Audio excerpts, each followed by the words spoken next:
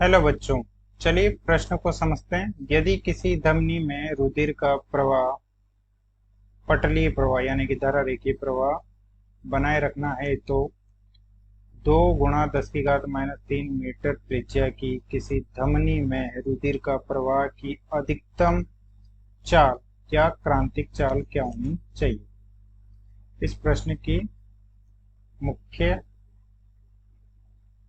अवधारणा है कि इस प्रकार की सीधी रेखा में जहां पर एक कण दूसरे कण का वेग स्थिर रहता है और एक कण दूसरे कण के पथ का अनुसरण करता है, यानी कि पथ में भटकाव नहीं होता है, इसे धारा रेखीय प्रवाह कहते हैं। रेखीय प्रवाह। जबकि जबकि जबकि इस प्रकार का प्रवाह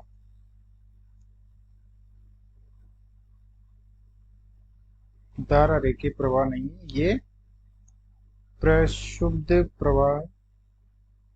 प्रक्षुब्ध प्रवाह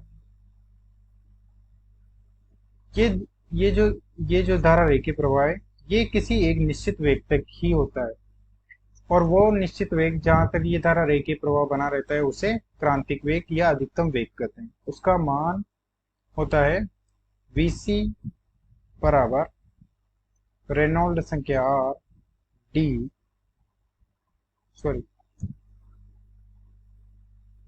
रेनो आर ईटा बटे रो डी। एक बार फिर लिख देते हैं। इस क्रांतिक वेग Vc का मान होता है रेनॉल्ड संख्या आर ईटा रो डी, जहां धारा रेखीय प्रवाह के लिए रेनॉल्ड संख्या आर का मान होता है 2000, यहाँ ईटा है रुधिर की सांद्रता, जिसका मान होता है 2.084 गुणा 10⁻³ पास्कल गुणा सेकेंड। रो है रुधिर का घनत्व, जिसका मान होता है 1.06 गुणा 10⁻³ किलोग्राम बटे मीटर की घात 3, और डी यहाँ पर नली का व्यास है, ठीक है, जो होता है 2r।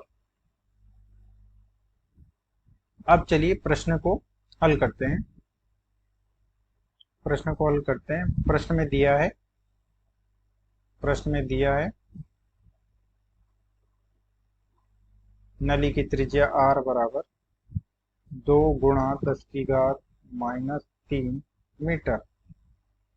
तो व्यास d बराबर हो जाएगा 2r बराबर 4 × 10⁻³ मीटर।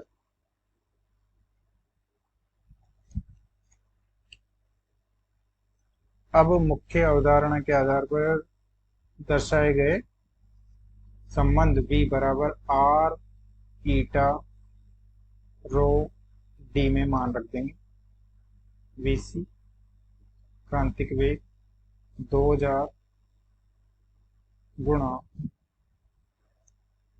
2.084 गुणा 10⁻³